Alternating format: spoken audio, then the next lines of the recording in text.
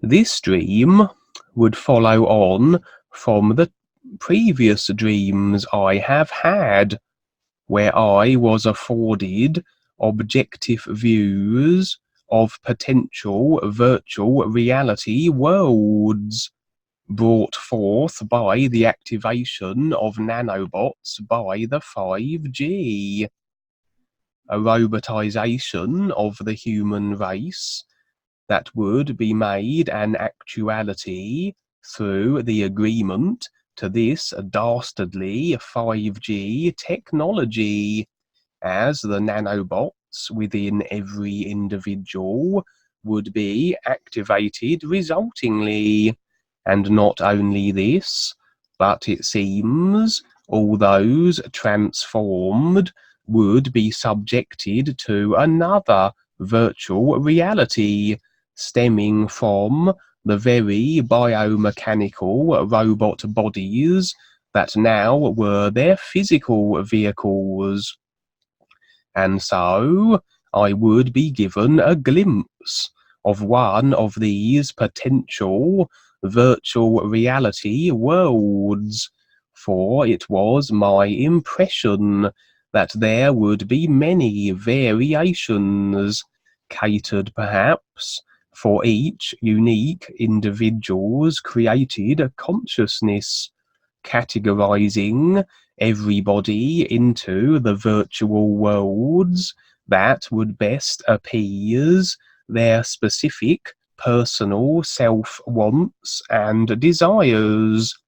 In essence, then, the unaware, who remain in cause and effect creation, are now not only projecting into future lifetimes based on their ideas, emotions, and personal self-desires, but projecting in fact into future virtual reality worlds. Normally, they would simply be forging a future spot somewhere in the creation matrix simulator. But now, with the inception of this black magic technology distortion, they will be twice removed from their awareness, and the is a simulation within a simulation. I would find myself viewing from the position of a creature in some vast labyrinth. Seems this place was filled with creatures of all kinds and descriptions, curious animal forms, and close approximations of creatures we know here on the earth, and some not so close that defy description.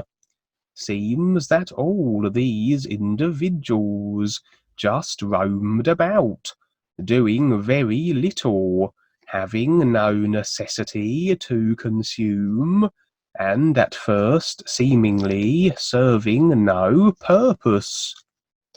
And then other individuals entered this labyrinthian world, and they had a different function. They would rampage through this environment and seemingly seek to grow in might and prestige by destroying the aimless inhabitants that dwelled here. The inhabitants were of various size and capability, and would switch into action as they were attacked, or might indeed attack one of these invading individuals on sight. From the perspective of the inhabitants, death here for them was very real. At the hands of the invaders, fear was prevalent. It was surely a very negative environment to be in. My view would switch, and I was now objectively regarding from the position of an invader, and from their viewpoints, This was just a kind of amusement or a game. They had nothing to concern themselves about. It seemed that should they meet an ill fate, they could reboot and try again, and they seemed oblivious that the individuals they killed were in morbid and abject terror as to their positions.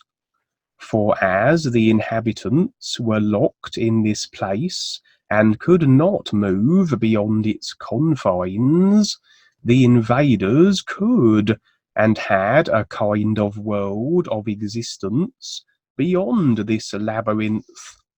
Viewing from one of the invaders, I could see how they entered this arena, had their fun, then retreated by choice, or if dispatched, back to this world beyond. The majority of their time in this beyond world being spent training for the time they would spend in the labyrinth. My impressions and what I gleaned through my awareness were thus. All these individuals in this experience were those who had been subjected to the nano-robotization, been inserted into a particular virtual world or virtual world circumstance in alignment with whatever they had focused on, projected, the ideas and emotions they had had, etc. The experience each were having was the effect of the cause set in motion by the agreement to whatever ideas they had embraced. In this case, individuals had found themselves in a kind of horror world, where they were the victims of constant attack, in a very limited world, where they had little function or purpose, and locked into their personal selves only.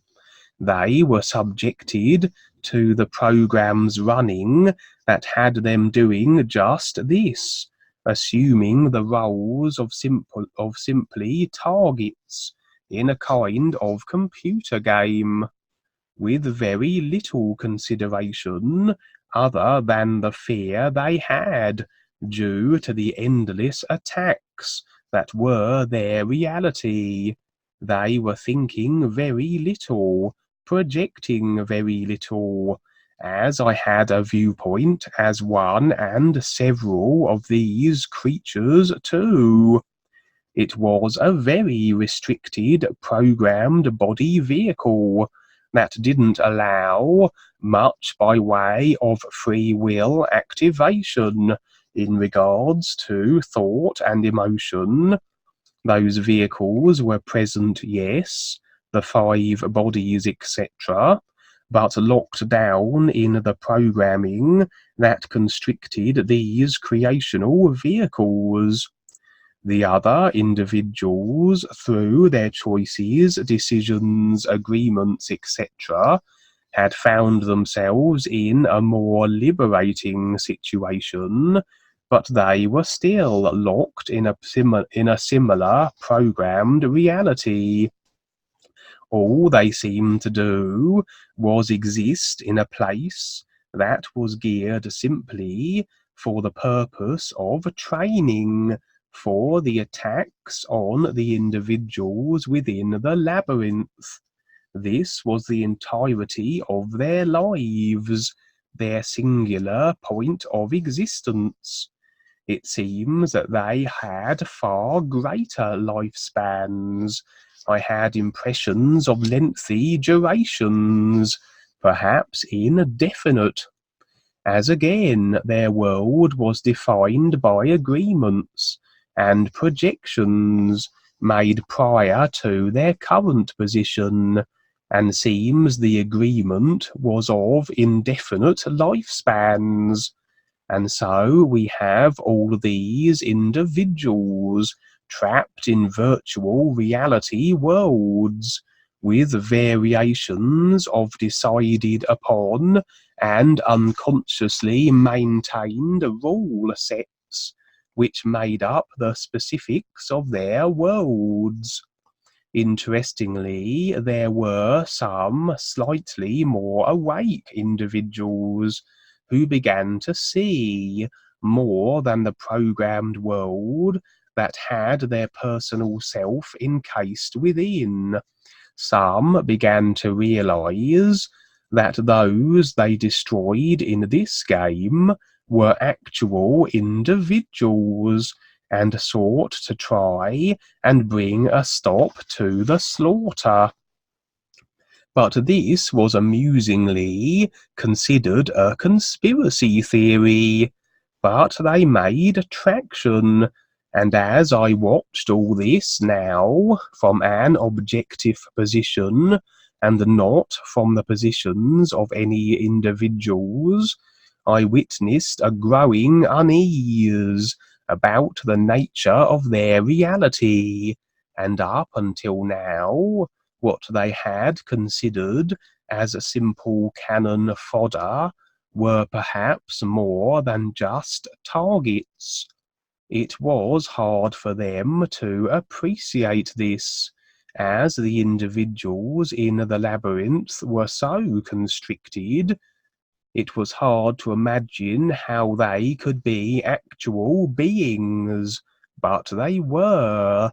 They had a real self with the is too, and it was simply their created personal self and consciousness in creation that was operating from such a very limited and self-decided position.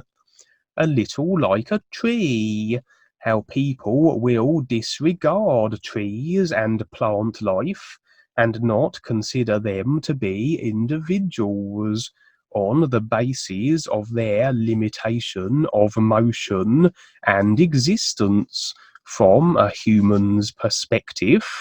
All the easier then to cut them down if they are not reflecting what individuals consider to be ways of being that are similar to their own. And so I had the impression, as I was saying, of not just a standard virtual reality simulation within the creational simulator, but multitudes of them designed through agreement. And people who remain unaware and having to experience the unconscious effects of their unawareness will be aligning themselves now with whatever virtual reality best fits with what they are projecting now in terms of ideas and agreement. Some far more restricting than others, but all restricted to a greater degree than the lifetimes we currently have. Either people assume these robot forms, or are born into them, and then are transitioned to a virtual reality within them, uniquely catered to their projections and created consciousness. And again, even in such scenarios, people do exhibit degrees of awareness and waking up, but a far harder circumstance to do so within. Imagine trying to come to grips with and recognize that not only are you in a simulator for ease recognitional purposes, but you are in a robotic body within that on the physical level, and within a virtual reality within that mechanized shell. This would in fact then be a theoretical sixth life level. The physical life level was level number 1. And yes, these individuals would have the robotized physical vehicles there, but now they are locked in a virtual world within the mechanized robotic vehicle. And their focus is in these virtual worlds. Like a virtual reality headset, you never can take off. People born into this reality would not even consider the possibility of being in a virtual reality within a simulation, and those that transitioned into it in this lifetime, if unaware and thus programmed, and far more so through their robotic vehicles, they could easily be made to forget, a kind of mechanical induced Alzheimer's, as an example. They can no longer perceive the physical level that their robotic bodies reside in. They perceive now this new virtual world, and in essence then, they are technically another literal level removed from the ears. A hypothetical life level number 6. Number 6. Based on this, we can see that the perpetuation of these virtual realities are dependent on the maintenance of the robotic vehicles on the now redundant physical life level. Unless the physical level vehicle is destroyed, the individual cannot return to the astral and then move on to the next position. And so we have robotic vehicles, which could theoretically self-repair if nano-infused, and could be indefinite in their durations.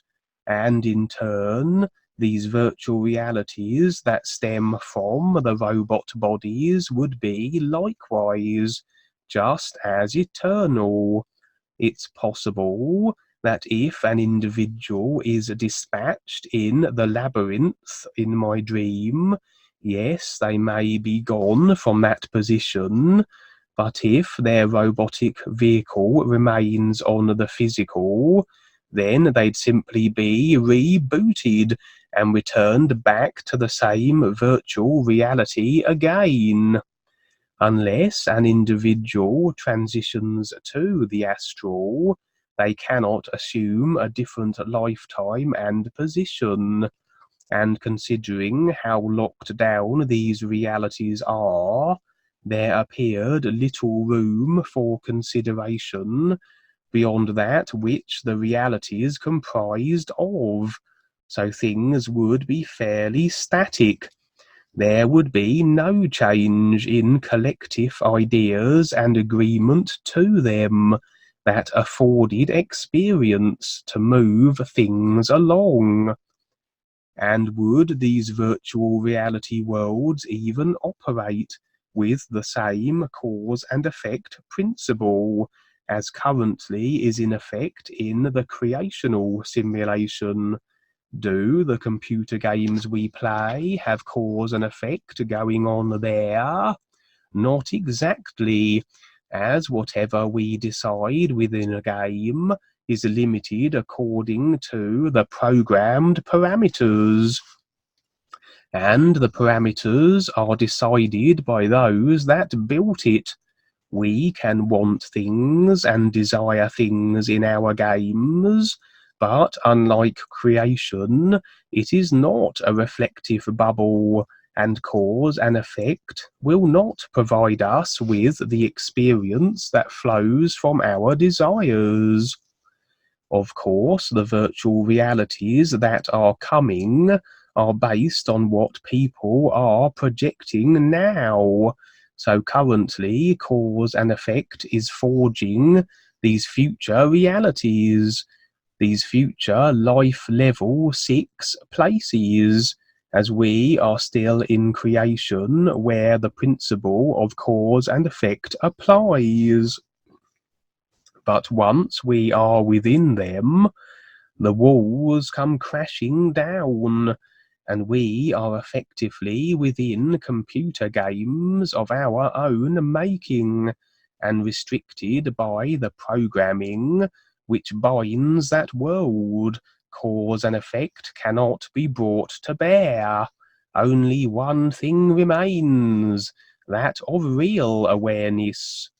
The real self will still be there with the ears, waiting to be recognized, and it's still possible that connection to it can be made, but it seems life within a programmed computer game cannot move in accordance with that which we decide or choose. So experience, and thus the opportunity for comparison, will be limited. But even in all this restriction, we have the other 5 bodies, so intuition and imagination are still accessible, and beyond a programmed virtual reality, within a programmed simulator, and it is from these we might get glimpses and hints of something more, and beyond our locked down virtual existences, and then maybe an opportunity to become aware and recognize the ease, assuming the guides can reach us in such an existence. Would we even dream? If the physical life level robots never shut down, and sleep isn't a necessity or a feature of these decided virtual realities, then it might be rather difficult to have real side experiences. Do the computer game characters in the games we play now dream? Finally, about the whole agreement to the 5G that is required to make this an actuality. I don't think getting agreement will be too hard, as most are addicted to technology, and so will desire their new 5G cell phones. But if that fails, I surmise agreement will be sought via the climate change scare and fear tactics, and this is very programmed and heavily prevalent on the TV at the moment, the endless marches, etc. The objective is to reduce carbon, but it doesn't end there. The further objective, and this is publicly spoken about, is to reduce carbon to 0. They are effectively telling us that to save the planet, we must be producing 0 carbon, which means that there can be nothing living on this planet, as carbon is what we exhale, that the plants inhale, and vice versa. They are garnering agreement. They are garnering agreement to this 0 carbon idea, and the only way to do this is to kill every living thing, or yes, to robotize everything, that all carbon emissions will cease, as robots don't need to breathe.